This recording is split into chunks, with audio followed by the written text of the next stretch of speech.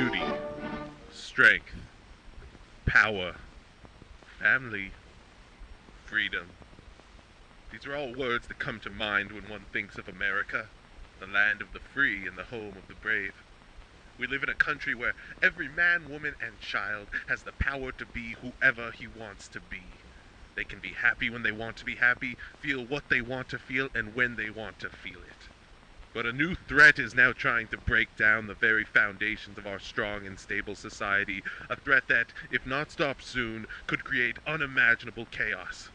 It has already made its way across Europe, usurping our allies, and has now crossed the Atlantic and is slowly trickling onto our fair shores. It's now becoming a part of our lives with an intent to destroy them. Yes, ladies and gentlemen, I am talking about this new craze known as method acting. Though you may not even realize it, you've most likely already witnessed method acting before. Method acting tries to pass itself off as something from our normal reality. This is hardly the case. It takes a specially trained eye to see when the method, as its practitioners call it, is being used. If you've been to the cinema any time in the last few years, chances are that you've seen it raise its ugly head. Ever heard of rising stars Marlon Brando or James Dean? Yes, they are method actors, agents in chaos, demons sent from our enemies to break one of America's most successful trades, the cinema. These new method actors are coming straight out of their training camps and into Hollywood to steal acting jobs from some of America's hardest working citizens. I'm John Wayne. Is there any better or equal hope in the world, Lincoln asked, than the ultimate justice of the people?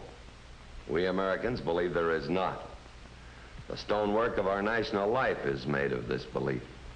We believe in many things, but this belief that man is a responsible being bears out our own unique stamp as a nation. There is a phrase which recurs in our national documents, the literature of our story as a people, which points to the source of our belief in individual freedom and defines perhaps better than any other the nub of the conflict between the opposing systems of values which sweep the world today. That phrase is, "This nation under God." That phrase and others like it set the standard of our concept of man. Man is a being with dignity and conscience, with the ability to act right. From this belief in man as a responsible being flow the beliefs in his other qualifications which we accept, usually even without bothering to think about them, as parts of that vague condition which we call the American way. The opposing point of view on this conflict rests on a fundamentally different vision of man. But where does this method acting come from, you may ask? Who could cause such a devastation to occur? The answer is a familiar one. The Soviet Russians responsible for the Communist Party. That's correct. Proven unsuccessful in other ways, communists have now decided to infiltrate this nation through its most beloved pastime, the movies. This man's name is Stanislavsky, and yes, he's Russian. Years ago, he created an acting technique designed to help the actor get more in tune with his own feelings and emotions, rather than those of the character he should be playing, the way the author intended.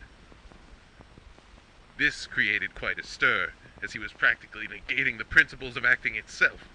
He called for an end to being told what to do and how to do it, and thought that every individual actor should decide for himself. Recklessness, anarchy, communism. But you shouldn't just take my word for it. In our strong and powerful capitalist society, we are taught to look to firm and solid evidence. Well, why don't we see what a real-life scientist has to say about this? This is Oklahoma University professor William Brandt and a few of his students. He has been studying the brain and emotions for over 30 years, and he knows the process of acting so well that it is almost like he is an actor himself. Let's see what he has to say about this method. Well, class, you gotta understand first that method acting is a terrible thing, and I'm a scientist and I know what's good. Come here and take a look at this model of a brain. Now, I might remind you, this is not a real brain, it is a model. So this is the brain, there is the thalamus. We have feelings there, By listening to these feelings, that's how we begin to method act. And then we become communists. We can't let that happen, can we? We have to learn how to condition ourselves to not call on these feelings when we act, and instead make up new and unfamiliar ways for our characters to present themselves. After all, the unfamiliar is always easiest. Now, let me show you something. I have a mouse, and I will make him act like he is afraid of cheese. Afraid of cheese? This mouse used to be method, but thanks to my conditioning, he is now not.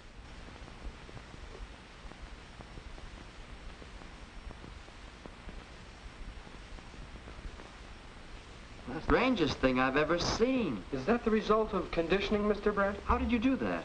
Well, this mouse used to be a method mouse, and method mice love cheese, and therefore can never act towards it in a nasty way. They don't have the sense memory of feelings to give it to make cheese negative. It's common sense here, and that's why it's my job to teach this mouse to stop listening to its conscience and emotions, and instead do other things that do not fit its personality. That's where electricity comes into play. Every time the mouse channels on its past while acting, a small shock is administered to it. After doing this for long enough, the mouse soon knows how to stop method acting. Must be pretty hard on the mouse. But it doesn't happen to people that way, does it? Oh, you are so wrong. Come over here. Let's do a scene together. Why don't you put your hand up and act the famous scene from Hamlet? Make sure to follow your feelings and keep your hand up high, because that's what royalty would do. But you're pushing it down. Exactly. I am stopping you from acting according to your feelings of what the character would do in a given situation. You have to make up new feelings, not feelings that you would ever naturally want to do. That is against true acting, and that is following the evil communist method. And you don't want to do that, do you? No, because communism is bad, and science and true acting is better. I can't believe that. And that's why you're blacklisted, little Charlie. Because the professor is right, and you're not American if you don't agree with him. Because America was built by making things up with our imaginations. The light bulb, the factory, the automobile, skyscrapers. These were all created by Americans who didn't rely on their emotions to get them through life. They were wonderful capitalists who knew just how important it is to stand united and act, and not like method actors.